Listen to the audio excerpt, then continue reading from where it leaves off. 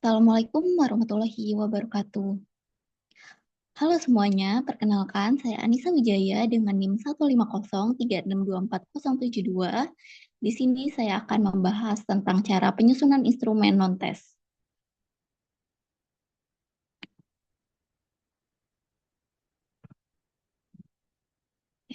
Variabelnya yaitu ditentukan terlebih dahulu adalah gaya belajar siswa.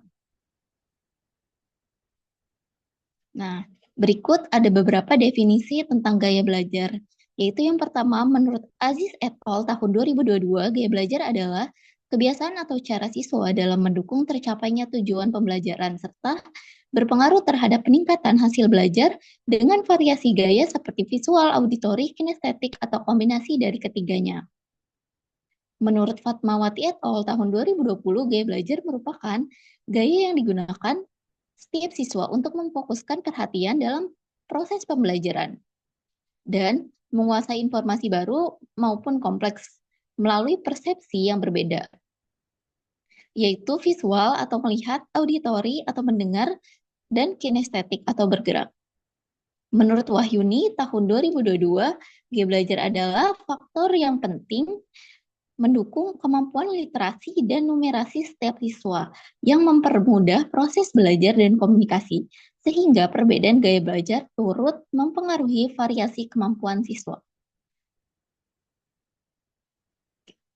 Nah, berikut ada definisi gaya belajar menurut Mailani et al. Tahun 2023. Gaya belajar merupakan cara siswa dalam merespon, mengatur, dan mengelola informasi untuk memecahkan masalah serta menerapkannya dalam kehidupan, di mana setiap siswa memiliki preferensi gaya yang berbeda sesuai dengan metode yang disukai, aman, dan mudah.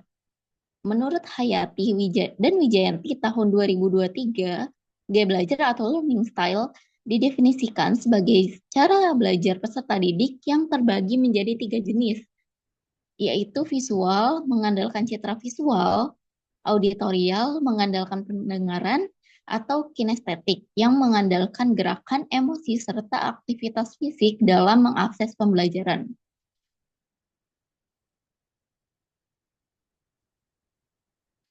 Nah, berikut adalah definisi konseptual gaya belajar siswa. Adalah preferensi siswa dalam menerima, mengelola, dan memahami informasi melalui cara belajar auditori, visual, kinestetik yang mempengaruhi pencapaian tujuan pembelajaran, penguasaan informasi, serta kemampuan literasi dan juga numerasi. Definisi operasional gaya belajar siswa adalah cara siswa menggunakan kemampuannya dalam kegiatan pembelajaran yang diukur melalui angket berdasarkan respon siswa terhadap sejumlah pernyataan yang merepresentasikan kecenderungan perilaku gaya belajar siswa berupa visual, mengandalkan penglihatan, auditori, mengandalkan pendengaran, atau kinestetik, mengandalkan sentuhan ataupun praktek secara langsung. Nah, selanjutnya, setelah menyusun definisi konseptual dan operasional, selanjutnya menyusun kisi-kisi instrumen. Nah, terdiri dari variabel, dimensi, indikator, nomor butir, dan juga jumlah butir. Nah, variabelnya yaitu adalah gaya belajar siswa. Dimensinya ada 3, yaitu visual, auditori, dan juga kinestetik. Nah, indikatornya untuk visual yaitu pertama, lebih mudah mengingat informasi yang disajikan secara visual, tertulis ataupun bergambar. Yang kedua, memiliki pola bicara cepat. Yang ketiga, cara belajar rapi dan teratur. Untuk auditori, ada 3 indikator, yaitu lebih mudah mengingat informasi yang didapatkan melalui diskusi atau mendengarkan. Yang kedua, dapat mengulangi kembali dan menirukan nada, birama, dan juga warna suara.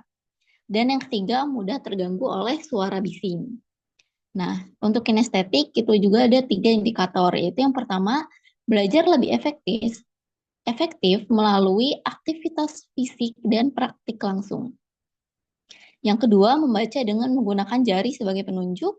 Yang ketiga, memperkuat daya ingat dengan penulisan informasi secara berulang. Nah, dari indikator ini nantinya akan dibuat butir soal, yaitu butirnya ada yang positif dan juga negatif.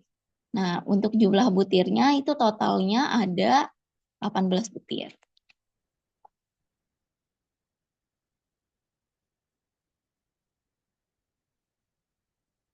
Oke, skala dan penskoran. Nah, dalam menyusun instrumen, di sini menggunakan skala Likert, yaitu ada yang pernyataan yang positif dan juga ada yang pernyataan yang negatif.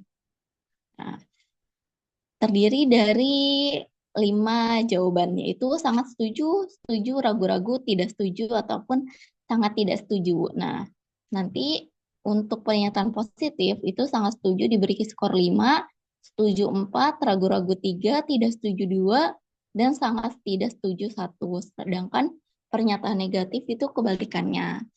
Sangat tidak setuju itu 5, sampai sangat setuju itu skornya 1. Nah, butir instrumen untuk pengukuran non-tes. Nah, ini penyusunan soalnya yaitu gaya belajar siswa. Petunjuk pengisiannya yaitu pertama isi identitas, kedua baca pernyataan dengan teliti, dan yang ketiga adalah jawab setiap pernyataan dengan memberi tanda checklist pada kolom jawaban.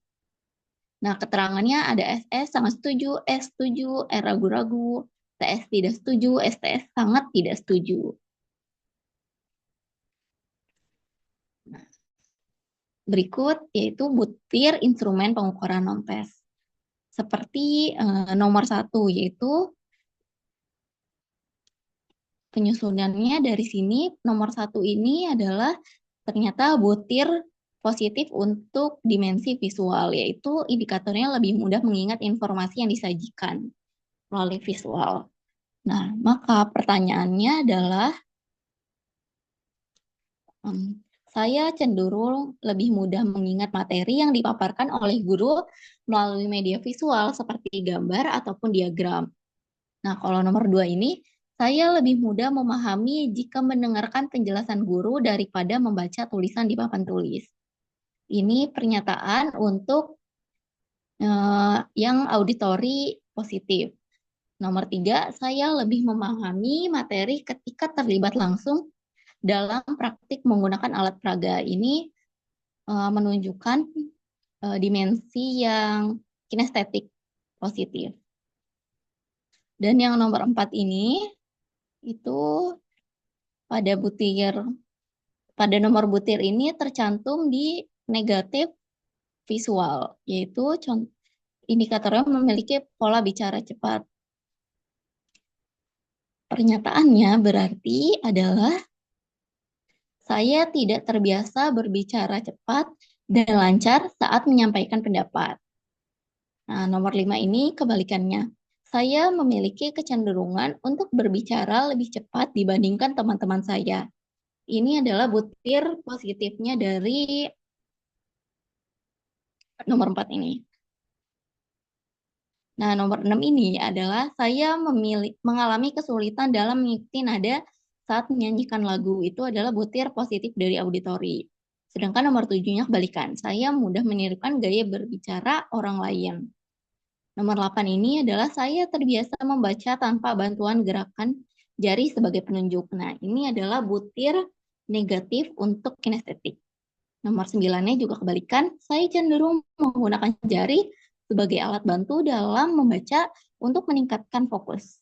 Nah, nomor 10, saya jarang menyusun catatan belajar secara runtut dan sistematis. Nomor 11-nya, saya tidak merasa terganggu ketika suasana kelas bising. Nomor 12, saya mencatat pada poin yang penting saja. Nomor 13, saya merasa sulit mengingat materi jika hanya dengan membaca. 14, saya mengatur jadwal belajar secara khusus di rumah. 15, saya sulit mengingat materi dengan cara mendengarkan. 16, saya lebih senang belajar di tempat yang hening. 17, saya kesulitan mengingat materi ketika pembelajaran dilakukan melalui kegiatan praktikum.